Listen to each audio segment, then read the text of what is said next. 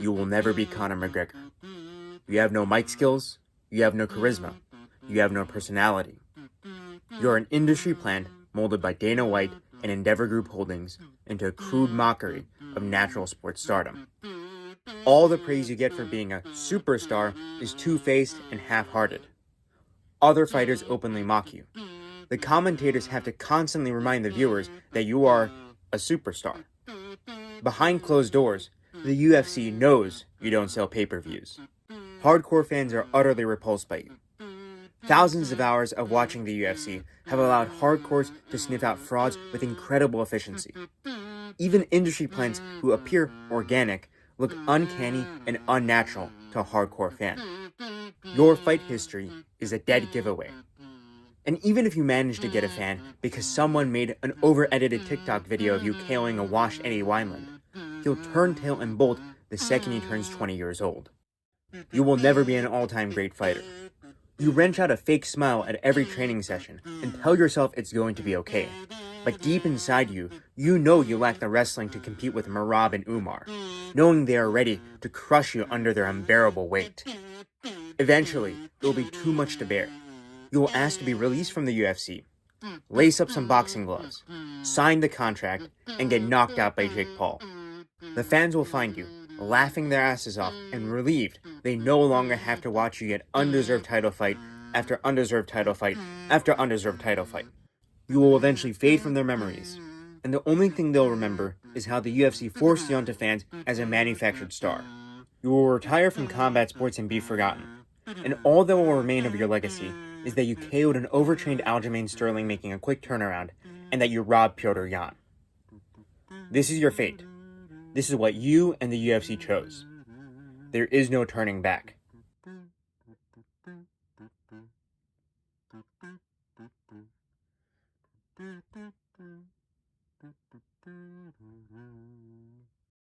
So, it is UFC 316 fight week, and for the main event, we are getting the second most undeserved title fight rematch of all time, after Volkanovski versus Rodriguez 2, of course.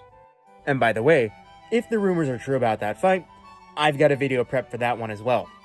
Now, while the monologue I gave there at the beginning of this video was overly harsh, I don't think anybody would disagree that Sean O'Malley is being given the most privileged treatment of any UFC fighter in modern history. With the exception of John Jones, of course, but he's an inactive, cowardly duck, so fuck him. The only other fighters I can think of who are being given anything close to this sort of treatment are Michael Chandler, Kaya Sakura, and Yair Rodriguez if the rumors about his fight with Volk are true. And in regards to Michael Chandler, he fought down the rankings against Paddy Pimblett, who, while he's a big name, was an up-and-coming contender. And with Kaya Sakura, even though he was given a title shot in his UFC debut, that was partially because he had gotten several UFC caliber wins outside of the promotion, and also because there was nobody else for Pantoja to fight at the time. In Sean O'Malley's case, it can be argued that out of the 4 title fights that he has been in or is scheduled to be in, 3 of them were, in some way or another, undeserved. First, his title fight against Aljamain Sterling was right after his win over Petr Yan, a fight that almost everybody scored in favor of Yan. Second, his first title defense versus Marlon Vera was obviously a layup, with Vera coming off literally just a single win over Pedro Munoz. Not to mention that, at the time, Merab was the deserving #1 contender. And this upcoming title fight with Merab at UFC 316 is the least deserved one of Sean's career so far. Since UFC 306, when Merab won the belt off of Sean, Merab defended the belt against Umar. Meanwhile, Sean has just been sitting around for over half a year, doing literally nothing. This fight should have gone to Petr Yan, who's coming off of wins over Song Yadong and Davison Figueiredo. But now Yan's been booked against number 13 ranked Marcus McGee. Throughout his entire UFC career, O'Malley has gotten favorable treatment in his matchmaking because of his supposed star power. But is O'Malley actually a superstar like he and the UFC says he is? Does he really have a fan base so huge that it warrants this kind of treatment? Well, we'll be examining whether that's the case today. Also, we're going to look at how his career in the UFC has been carefully managed to tip the odds in his favor at every turn, analyzing O'Malley's brand and image as a fighter, and ending off the video with what the future may hold for him depending upon whether or not he wins the rematch with Merab. And as for a hint on whether O'Malley is a superstar or not, do you remember that scene in Game of Thrones when Tywin Lannister says this to Joffrey Baratheon? I am the king! I will punish you. Any man who must say, I am the king, is no true king. Well, O'Malley's walkout song is Superstar, and that's also what he likes to call himself, and that's also what the UFC likes to call him, so I think you can put 2 and 2 together on that. So, starting off with a recap of O'Malley's career, let's start all the way back from when he first got into the UFC. Sean O'Malley entered the UFC by getting a KO win against Alfred Kashakian on the first season of Dana White's Contender Series. Now, to give O'Malley credit where it's due, getting a contract from winning on the Contender Series was much harder back then than it is now. O'Malley was the only fighter on his fight card to get a UFC contract, even though Thon Lee and Daniel Spawn also both got finishes. While on the Contender Series, O'Malley got an initial burst of fame from none other than Snoop Dogg.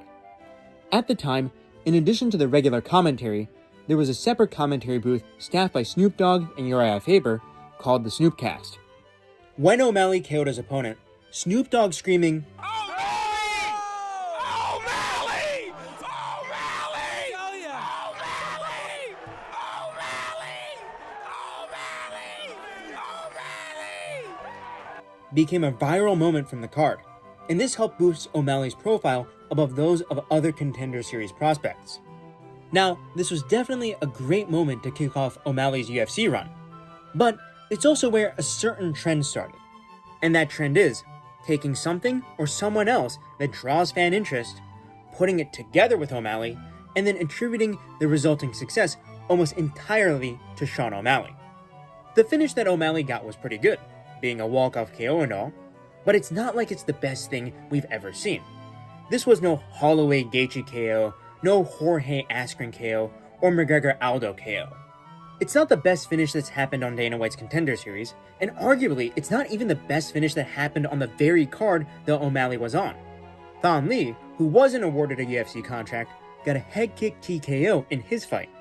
Granted, that required Thon to land some follow-up shots, but it's still a head kick. The reason why Snoop Dogg was freaking out over O'Malley was because Snoop was high on O'Malley prior to his fight on the Contender Series. And of course, Snoop was literally high too. Anyways, besides the washed rapper who is famous for 2 things, which are making weed his entire personality, and releasing a song about making weed his entire personality, another factor we have to consider in the rise of Sean O'Malley is the context in which he came up.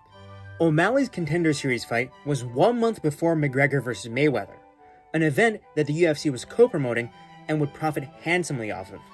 Sean O'Malley, being the lanky striker with an Irish surname that he was, and still is, looked like the second coming of McGregor to Dana White. However, here again, at the very start of O'Malley's career, we see that trend I was telling you about. Sean O'Malley's supposed star power doesn't stem from anything that he himself brought to the table. Sean O'Malley came up in the shadow of Conor McGregor and was handpicked by Dana White because he had some of the same surface-level characteristics as the Notorious, and was marketed as the second coming of Conor when Conor was off boxing Floyd. Anyways, getting back to Sean O'Malley's carefully tailored UFC run, let's look at who he fought on his path to the title. Starting with Terrion Ware, who was coming off a loss to Cody Stamann when he fought Sean, and ended his career at 0-4 in the UFC. Andre Sukumtat was 1-2 in the UFC when he fought Sean, and ended his UFC career at 2-5. Jose Alberto Quinones. This guy's a bit better. Went 5-4 in the UFC in the end, but he also got cut just 1 fight after his fight with O'Malley. Eddie Wineland, a legend from the WEC days, but his UFC record is 6-10, and that's because he was fighting far past his prime. He fought O'Malley when he was 35, and O'Malley was 25, and then proceeded to end his career on a 3-fight KO loss streak. Marlon Vera. This was O'Malley's first higher-level opponent, and we all know that this fight was a fluke on Vera's part. But a loss is still a loss, and after this fight, the UFC's matchmaking takes on another level of catering. Thomas Almeida.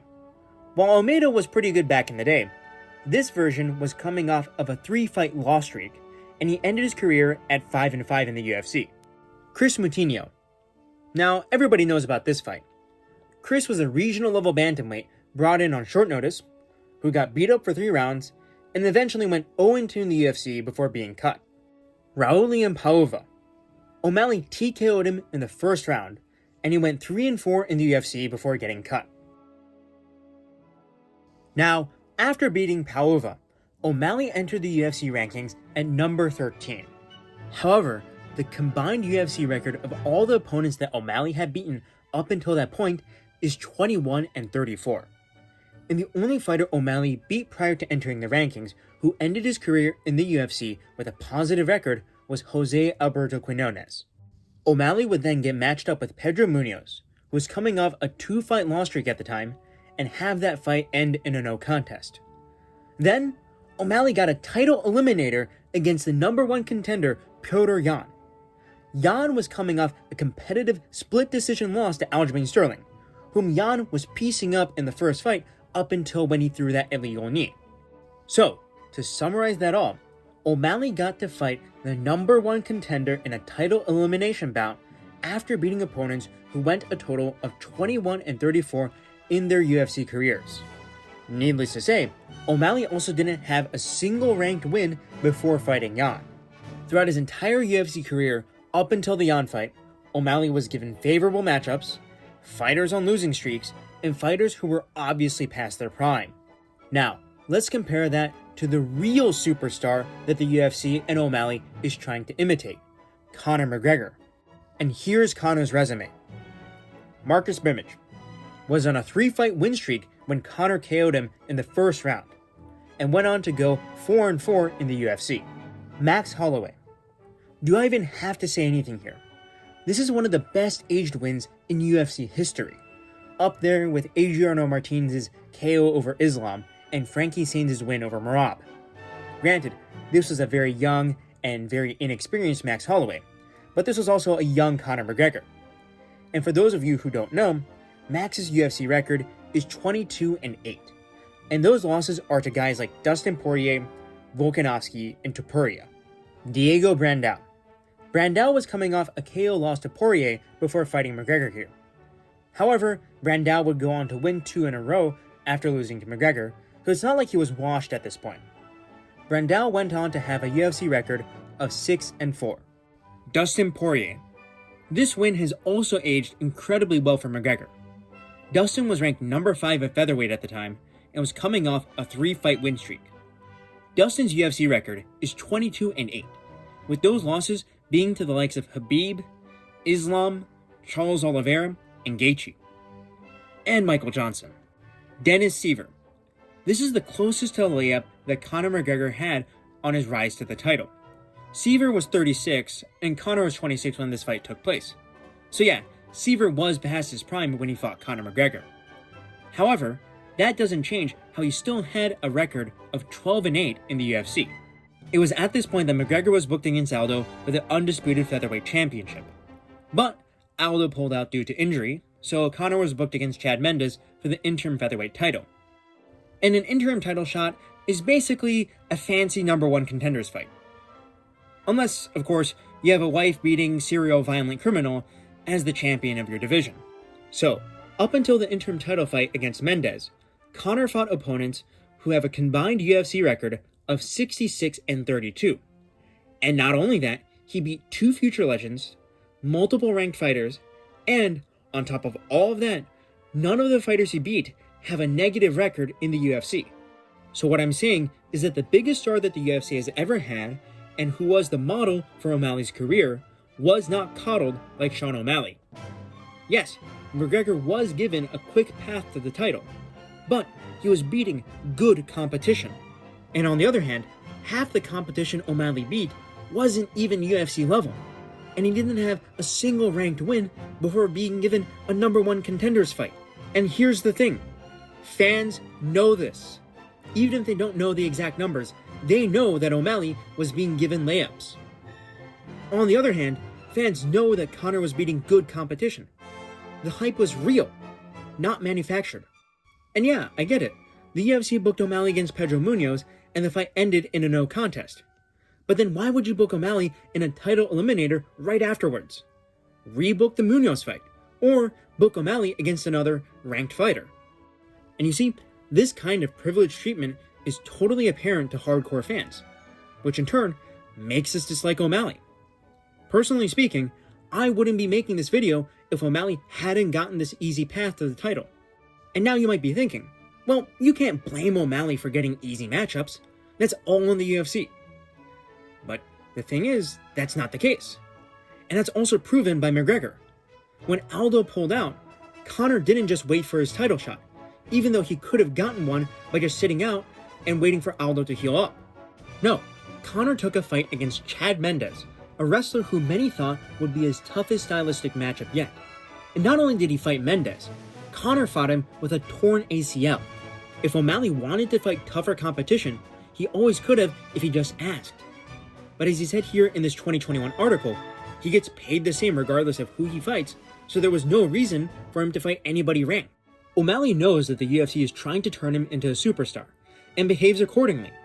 Why prove you're the best in a promotion where supposedly the best fight the best, when you can crush cans and be given a title eliminator for it? But anyways, let's talk about that title eliminator now, shall we? The ever-controversial Jan vs. O'Malley fight. Now, I'm not going to do a detailed breakdown of this fight in this video, because there's already dozens of those on YouTube. It's a very close fight, but close fights can have clear winners. And in this fight, the first and second rounds should have gone to Petr Yan. The second round is clearly Jan's. And while the first round is less clear, when Jan took O'Malley down, he was landing ground and pound. The fight was otherwise even on the feet, so the round should have gone to Jan. And the vast majority of people seem to agree with me. And this is the second best win that O'Malley has. O'Malley's resume is as thin as he is. And as we'll discuss next, his title win was against a champion who was pressured by the UFC into fighting while compromised. When O'Malley fought Aljamain Sterling at UFC 292, Aljamain Sterling had been pressured into making a quick turnaround after UFC 288, where Sterling had gone 5 rounds with Henry Cejudo. There was only a 3-month gap between UFC 288 and UFC 292. And this is what O'Malley said to Sterling's face in the cage at UFC 288. You ready to cut weight? Daddy Dana ain't gonna babysit no more. Daddy Dana ain't gonna babysit no more. In the big Olympics, baby. Get ready to cut weight. In the big Olympics. You better look better than that. So what's apparent from this clip is that O'Malley knew he was going to be fighting the winner of Sterling vs. Cejudo in the very near future. This scheduling by the UFC was very obviously done to give O'Malley an advantage over an overtrained, battle-worn opponent. And well, when UFC 292 finally took place, O'Malley KO'd Aljamain in the second round. Now, while I did just diminish this win by explaining the context in which this fight took place, it is nonetheless an all-time win. Aljamain Sterling was a multiple-time defending champion in a stylistically unfavorable matchup, and the fact that O'Malley was able to snipe him with that step-back counter right is a testament to his striking skill. And it is also here that O'Malley's defenders may say, "What you're saying about O'Malley is wrong. Just look at how many views that clip of him KOing Sterling got on YouTube." And yes, this clip does have 11 million views. But if you look at the comments, you can tell that the fans knew what was going on. As the comments point out, it is unprecedented for the UFC to post the finishing sequence of a title fight that is headlining a pay-per-view immediately after the fight. And just to quote the top comment here, UFC is going to push O'Malley hard. Dropping the full finish on YouTube not even an hour after it happened is unheard of. So yes, the UFC is giving O'Malley some extra special treatment to try and build him up here. After KOing Sterling, instead of making O'Malley versus Merab, or giving Sterling an immediate rematch, the UFC gave him Marlon Vera at UFC 299. Vera was coming off of a single win over Pedro Munoz, and before that, he had lost a clear decision to Corey Sandhagen. Fans knew that O'Malley vs. Vera 2 was a layup for O'Malley, and that the only way Vera could win was by another fluke like he did in the first fight. And since lightning doesn't strike the same place twice, O'Malley used Vera as a heavy bag for 5 rounds. And then the rest is very recent, so I don't think it requires me repeating anything else here. O'Malley vs. Merab was made as the main event of UFC Noche at the Sphere. Merab wrestled O'Malley, kneed him, kissed him, and just toyed with him, except for a teep to the gut in the 5th round.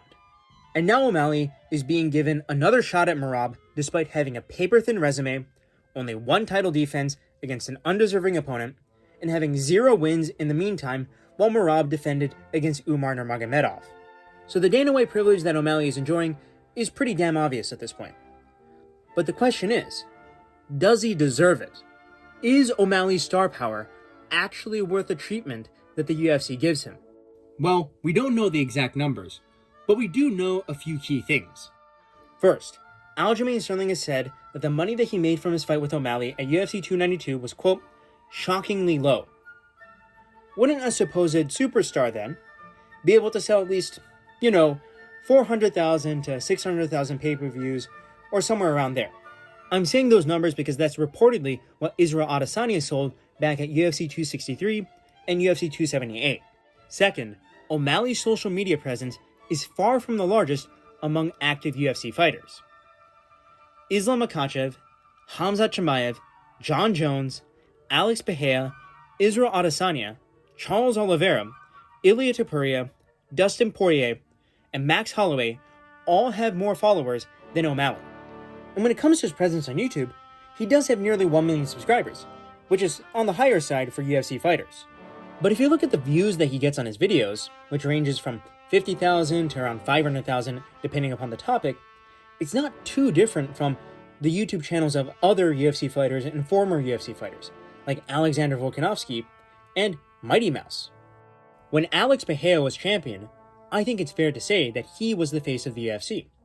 There was a reason why Bruce Buffer introduced him at UFC 313 as the one and only.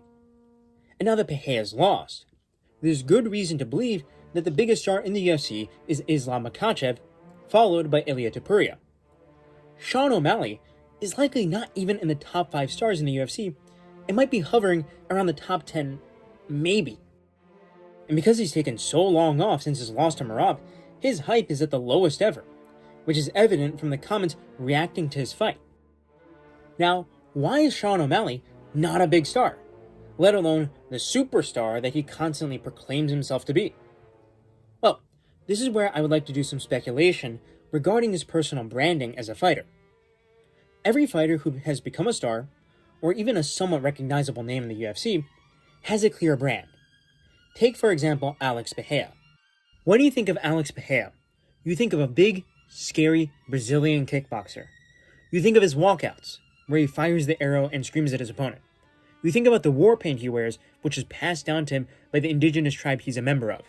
You think of Shama, the Moai emoji, and his rivalry with Israel Adesanya. Altogether, Alex Pereira's brand image is as this lethal, stoic Brazilian striker who hunts his opponents down, but who also has a fun and social side to him. And most important of all, nothing that Alex Pereira does seems forced or unnatural. Now, when you think of O'Malley, what do you see? Well, with O'Malley, I see a white American fighter with an Irish surname that was marketed by the UFC as the second coming of Conor, who also has tattoos from the SoundCloud rapper Tekashi 69, and also happens to have the same fighter nickname as 2 all-time great black boxers, who also calls himself a Mexican and got a Mexican flag on his UFC belt, and also dyes his hair all the time like a Tumblr user from 2016, and has the personal life of a metrosexual Blue Sky user who lives in a 1-bedroom apartment with 3 roommates in San Francisco, and also, he likes to hang out with Andrew Tate. So my question is, who is this guy supposed to appeal to? Who is the target fan base for Sean O'Malley? O'Malley's branding as a fighter is all over the place. It's as if he, his team, and the UFC marketing department constructed his persona based on a series of attributes that could be condensed down to a hashtag. The only things that really stick out about O'Malley are that he has flunkies like Schmitty, he smokes a lot of weed, and he sleeps around. And while he has stopped smoking for his upcoming rematch with Merab, his personality really revolves around, well, being a degenerate. And more young men who are the main audience of the UFC, are becoming increasingly opposed to that kind of stuff. When it comes to smoking, stoners have become a laughingstock for making drug use their entire personality. It's not cool or edgy to do anymore, and more people are realizing that there are negative effects on productivity and their personal lives. And that's why I told you about that trend in O'Malley's rise to stardom. How every time O'Malley has had a breakout moment that supposedly demonstrated his star power, a large part of that could be attributed to other factors and individuals. Why did O'Malley become a big deal on the Contender Series? It was thanks to Snoop Dogg screaming his name and Dana White being enthralled by the idea of another striker with an Irish surname 1 month before McGregor Mayweather. Why was UFC 299 reportedly such a big success? Well, O'Malley vs. Vera 2 headlined that card, but the co-main event had Dustin Poirier in it. The main card and prelims were also super stacked, with Petr Yan vs. Song Yadong, Jack Della Maddalena vs. Gilbert Burns, Curtis Blades vs. Jailton Almeida, and Michael Venom Page making his UFC debut against Kevin Holland. UFC 299 was so stacked that people at the time were complaining that it was taking away from UFC 300. And the Sphere card, which is headlined by O'Malley's defense against Merab, did have the highest gate in UFC history. But that's also because it was at the Sphere, and the tickets were priced absurdly high. And it was also, for some reason, the Mexican Independence Day themed card as well. The only card that O'Malley has headlined without any special support was UFC 292. And as I said earlier, Aljamain Sterling was shocked by how badly it performed. And as I said earlier, the UFC put out the video of O'Malley KOing Aljamain Sterling less than an hour after the event took place, which is unheard of. So my point is that every time O'Malley has put up good numbers on social media or in sales, a lot of that was likely due to someone or something other than himself. He's simply not a draw. So when you peel back all the surface level stuff, what are you left with when you look at Sean O'Malley? What identity does he have as a fighter? Well, it's this.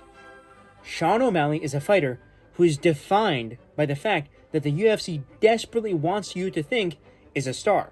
It's why he always walks out to Superstar by Lupe Fiasco.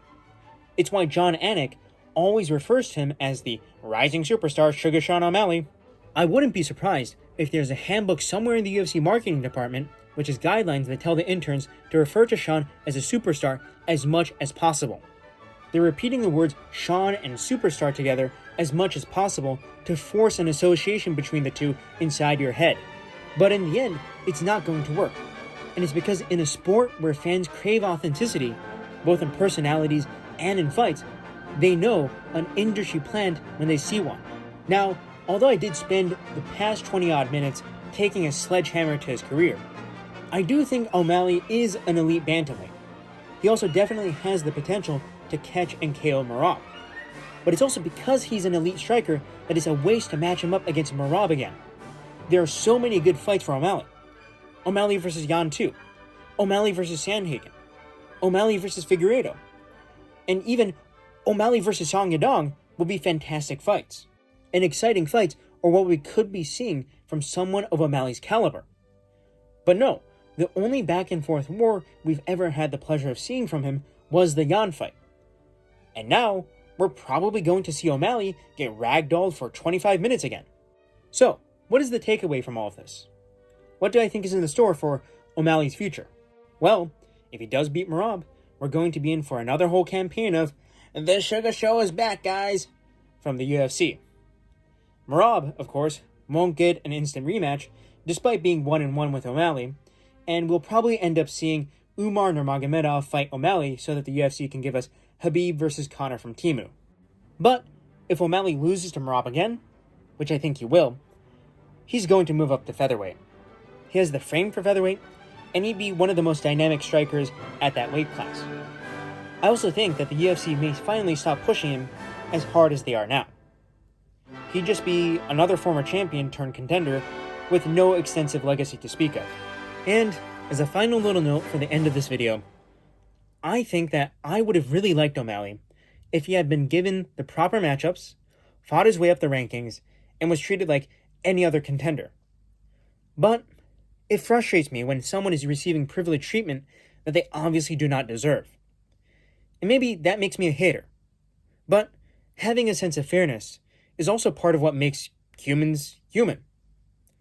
So, anyways, if you enjoyed the video, please like, share, and sub. Goodbye.